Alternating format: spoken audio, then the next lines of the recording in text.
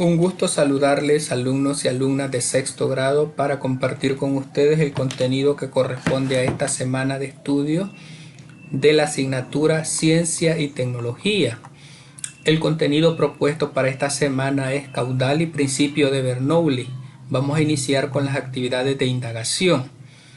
Hasta ahora has estudiado propiedades de los fluidos cuando se encuentran en reposo, lo cual se conoce como estática de fluidos o hidrostática. Cuando los fluidos se encuentran en movimiento, lo que se llama hidrodinámica, es necesario estudiar otras propiedades que conocerás en la presente lección. Cuando riego mis plantas ocupo alrededor de 5 litros. Utilizo una regadera que tiene un adaptador con muchos orificios. En ocasiones utilizo el adaptador y en otras no. Cuando hago uso del adaptador suelo tardarme más en regar mis plantas. El grifo de mi casa se encuentra alrededor de 20 centímetros sobre el piso. Acoplo una manguera. Cuando necesito depositar agua en recipientes ubicados a una altura aproximada de 90 centímetros respecto al piso, interesante la energía que se invierte para lograrlo. Vamos al literal A, movimiento del agua. Intenta responder las siguientes preguntas sobre fluidos en movimiento. Primera pregunta: ¿por qué Luis tarda más en regar las plantas cuando coloca el adaptador?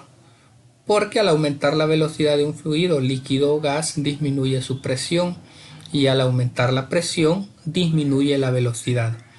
Para el caso de Irene, ¿qué diferencia hay entre la energía del agua que sale del grifo hasta la que llega a los recipientes? La presión con la que sale el agua. Los fluidos también cumplen con los principios de conservación de la masa y conservación de la energía que pueden estudiarse con el caudal y el principio de Bernoulli. Vamos a la siguiente actividad: construyendo un reloj de agua. Necesitamos materiales: un recipiente plástico transparente de 1 litro, 2 vasos de precipitado de 100 ml, una probeta de 100 ml, regla de 30 centímetros, agua, cronómetro, agua y marcador. Procedimiento: abre un agujero cerca de la base del recipiente, luego marca diferentes alturas en el recipiente, cada 5 centímetros. Procura que cada región del recipiente contenga un volumen aproximado, cada uno de 10 centímetros de altura. Llena completamente de agua el recipiente, mantén cerrado el orificio, coloca un vaso a la salida del orificio, luego abre el orificio, mide el tiempo que tarda el agua en descender, 5 centímetros, mide el volumen de agua depositada en el vaso, escribe los resultados obtenidos y divide el volumen por el tiempo para cada una de las medidas. Escribe a la par de cada marca de 5 centímetros el tiempo que tarda el agua en salir del recipiente. Bien, vamos al literal C, aplicaciones del caudal. En este ejercicio del literal B es que vamos a construir nuestro reloj de agua y vamos a poder determinar que este método que se utilizaba de manera antigua, así era como las personas de las épocas anteriores utilizaban este instrumento para medir el tiempo a través de un reloj de agua. Utilizaron muchos procesos hasta que en la actualidad utilizamos los modernos relojes digitales. Bien, vamos a las aplicaciones de caudal. En la actividad B calculamos la cantidad de volumen de agua que fluye en determinado tiempo. A esta magnitud se le llama caudal, representado por el símbolo Q, y como hemos visto, se expresa en unidades de volumen sobre unidades de tiempo. Pueden ser ml sobre s, mq cúbico sobre h, es decir, metros cúbicos sobre hora, metros cúbicos sobre segundo. Para encontrar el caudal aplicamos la siguiente fórmula: Q es igual a volumen de flujo entre tiempo que tarda en viajar. Q es igual a V entre T. Puedes imaginar una corriente o flujo de agua viajando en una tubería cilíndrica como se muestra en la figura de área y rapidez variable A1 y B1 en un extremo, respectivamente A2 y B2 en el otro. Si notas, la cantidad de agua que pasa en A1 es la misma que sale por A2. Además, puedes notar que la rapidez es inversamente proporcional al área, lo que mencionábamos en el caso del niño que estaba regando las plantas. La rapidez es inversamente proporcional al área. De acuerdo, vamos entonces con lo siguiente. Dado lo anterior, otra forma que puedes expresar el caudal es Q es igual a A por B.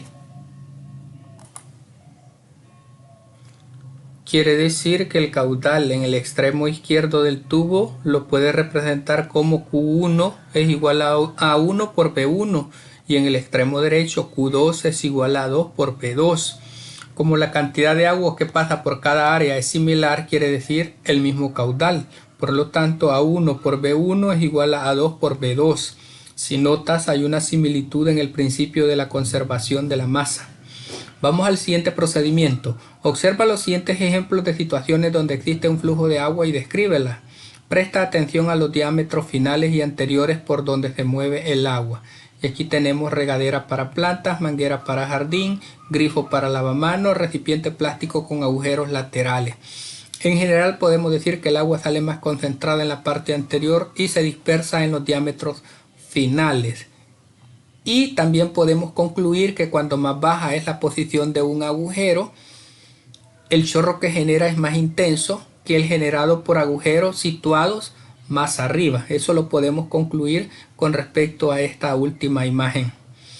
¿Notas la diferencia en el cálculo de volúmenes para un sólido y un fluido? En el sólido la fuerza de cohesión entre las moléculas se salta, lo que da como resultado un sólido con volumen y forma definida. En el líquido las fuerzas de cohesión son menos que en sólido, solo hay volumen definido pero la forma la determina el recipiente y en el gas las fuerzas de cohesión son mínimas. Bien, vamos a la relación, el literal D, relacionando presión y velocidad de un fluido en movimiento. Observa la figura de la derecha, muestra un fluido en movimiento. Puedes notar que B1 es mayor que B2 y la presión P2 es menor que P1. Por lo tanto, a mayor rapidez, menor presión, también menor altura, representada con la letra H. ¿Qué materiales necesitamos? Necesitamos una hoja de papel bond, un vaso transparente, una pajilla transparente, una regla de 30 centímetros, agua, tijera y marcador. Toma una hoja de papel bond colocando los dedos de tus manos en la esquina de la parte ancha de la hoja. Acerca la hoja de papel por la parte ancha cerca de tu boca, sopla sobre la hoja y observa lo que sucede. Repite el paso 3-5 veces y contesta en tu cuaderno de trabajo. ¿Qué pasó con la hoja de papel mientras soplabas?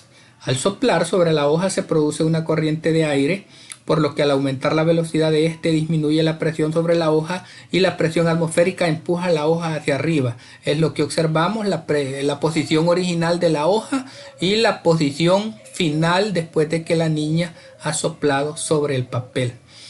¿Qué pasaba cuando no soplaba? ¿Cómo se comportó la hoja? Se mantuvo rígida, es decir, sin movimiento. Vamos al siguiente experimento.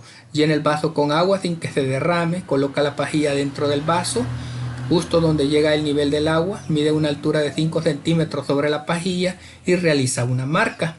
Corta parcialmente la pajilla en la marca, que es este cortecito que se ve acá. Doble el extremo superior de la pajilla formando un ángulo aproximadamente recto. Sopla sobre la parte horizontal de la pajilla. Observa lo que pasa con el agua. Repite el paso 5 o 3 veces y contesta en tu cuaderno de trabajo qué pasó con el agua. La corriente de agua que llega a la parte superior de la pajilla seccionada produce en esa zona una depresión. ¿Por qué tiene ese comportamiento el agua? La presión del aire situada al agua del vaso empujará a esta y penetrará en la parte más corta de la pajilla hasta alcanzar la zona seccionada. Esta sección entrará en contacto con la fuerte corriente de aire que está generando al soplar la pajilla. En general, dispersa el agua en pequeñas gotas. Queremos agradecer a la maestra Catalina Moratalla, especialista en ciencia y tecnología, por su colaboración en el desarrollo de este video. Muchas gracias, maestra. Y continuamos analizando el caudal y el principio de Bernoulli, el literal E. Las figuras de la derecha representan dos tubos con diferentes secciones y áreas transversales donde se desplaza cierta cantidad de agua. Las flechas rojas, que en este caso son negras, representan hacia dónde se desplaza el agua. Las velocidades y presiones son señaladas. Tomando como referencia la imagen y usando los conceptos de caudal y principio de Bernoulli, discute y contesta junto a tus compañeros las siguientes dificultades. Identifica la sección donde el caudal sea mayor, justifica tu respuesta. El tubo de la figura tiene un estrechamiento. Cuando el líquido pasa por esa sección aumenta su velocidad, pero disminuye su presión. Al medir la presión en la parte ancha y en la estrecha por medio de los manómetros acoplados en esos puntos y con el conocimiento del valor de las áreas de sus respectivas secciones transversales, se puede calcular la velocidad del líquido a través de la tubería por la cual circula. ¿En cuál sección la presión es diferente? La velocidad del líquido se determina por la disminución de la presión en el punto B, ocasionada por el aumento de la velocidad al reducirse el área en el estrechamiento. Considera el siguiente caso: se conectan dos manómetros en un tubo donde el agua se desplaza por dos zonas donde el tubo posee diferente diámetro, como puedes observar en la figura. En equipo de trabajo discute por qué las medidas de los manómetros son diferentes. Es diferente el diámetro del tubo sobre el cual circula el agua, por lo tanto son diferentes los manómetros. Si el agua se desplazara en sentido contrario, explica cómo sería el cambio en las medidas de presión. Sería inversamente proporcional, tal como hemos visto en la parte posterior de estas experiencias de aprendizaje. ¿Qué aprendimos? Aprendimos sobre el comportamiento de los fluidos en movimiento, que en mecánica de fluidos se llama hidrostática. Se corroboró que el caudal tiene relación con el principio de conservación de la masa y el principio de Bernoulli con el principio de conservación de energía. Y aquí tenemos otros conceptos como la densidad, como el empuje, la presión hidrostática, el enunciado del principio de Pascal, la tensión superficial, la capilaridad, que son temas y contenidos que se han estado viendo a lo largo de esta unidad, el caudal y el principio de Bernoulli, que es lo que estamos viendo en esta semana. Vamos a la evaluación. Intenta resolver los siguientes problemas, deja constancia en tu cuaderno de trabajo. Se coloca un huevo en un vaso con agua y otro en un vaso de agua con sal, como se observa en la figura de la derecha. ¿Por qué en uno de los vasos el huevo flota? El agua salada es más densa que el agua dulce. Al añadir sal al agua conseguimos un líquido más denso que el agua sin sal, lo que hace que el empuje que sufre el huevo sea mayor y supere el peso del huevo, provocando que flote. Se realiza un experimento para encontrar la fuerza de empuje de un líquido sobre un bloque sólido, como se muestra en la figura de la derecha. Cuando el bloque es sumergido, ¿cuál sería la fuerza de empuje del líquido sobre el bloque? Cuando se sumerge un bloque en un fluido, tenemos que éste recibe una fuerza de empuje que es directamente proporcional al volumen del fluido desplazado. ¿Cuál es la magnitud de la fuerza que mide el dinamómetro cuando se sumerge el bloque? La fuerza que mide el dinamómetro cuando se sumerge el bloque en un fluido se conoce como peso aparente. Este es igual a la diferencia entre el peso real y la fuerza de empuje. Sobre una superficie horizontal se colocan tres bloques sólidos similares y del mismo material, todos con forma geométrica de paralelepípedo, como se muestra en la figura de la derecha.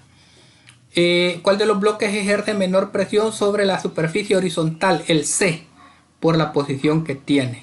Está completamente horizontal.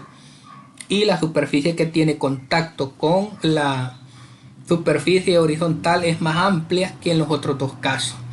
Utilizando los tres bloques, ¿cómo los ordenarías para generar una presión máxima sobre la superficie horizontal? Tendría que colocarlos tal como está el literal B. En esa forma tendría que colocarlos uno sobre el otro, de manera vertical. Número 4. Un recipiente con forma geométrica de un cilindro se le perforan tres orificios de diámetro similar a diferente altura del recipiente. Se cierran los orificios por un momento y se procede a llenar el recipiente con agua. De manera simultánea se vuelven a abrir los orificios y se observa cómo se vacía poco a poco el recipiente. ¿Por qué el agua cae a diferente distancia desde la base del recipiente? Porque cuando más altura hay, más fuerte sale y por lo tanto llega más lejos. Un insecto se desplaza libremente sobre el agua como se muestra en la figura de la izquierda. ¿Por qué puede moverse el insecto sobre el agua si posee una densidad mayor? Este fenómeno es posible gracias al fenómeno físico denominado tensión superficial, que se recuerdan que lo hemos visto en clases anteriores. Sobre tres monedas cae un poco de agua, quedando sectores con agua como se muestra en la figura de la izquierda. ¿Por qué el agua adquiere la forma de esfera? La adhesión es la atracción de las moléculas del agua hacia otros materiales, en este caso la moneda. La adhesión hace que el agua se pegue a la superficie de la moneda y la cohesión se encarga de que las gotas se junten y formen una más grande, además de que el agua no se derrame. Un conducto de agua con forma geométrica de cono truncado se utiliza para que el agua se movilice. ¿Qué pasaría con el caudal si se reduce a la mitad del área del extremo derecho del conducto? La velocidad aumenta tras atravesar esta sección. Considera la figura de la izquierda, describe y explica el sector donde la presión es menor. Cuando el líquido se mueve hacia la derecha, la velocidad en 2 es mayor que en 1, ecuación de continuidad. Por tanto, la presión en 2 es menor que en 1. ¿De acuerdo? Y al final, el principio de Bernoulli contribuye a la explicación de la física del vuelo, que entre sus aplicaciones más notorias en la actualidad se encuentran los drones, aunque tiene un sinfín de usos más. En general, el principio de Bernoulli establece que un fluido en circulación por un medio cerrado mantiene constante su energía durante todo su recorrido. El viento se encuentra circulando en nuestro medio, por ello cuando las hélices del dron se mueven como el viento circula, casi constante, las hélices interactúan con el aire generando una alta velocidad de fluido sobre la hélice, originando una alta presión en la pared de abajo de la hélice que permite el ascenso del dron. Entre los usos que se le pueden dar a los drones se tienen el mapeo de vigilancia y la agricultura de precisión, entre otras. Y de esta manera, alumnos y alumnas de sexto grado, hemos completado el contenido y parte del resumen que corresponde a esta semana de estudio y a la unidad con la que hemos trabajado, que es la unidad 1. Ha sido un gusto, muchas gracias, bendiciones a todos y todas.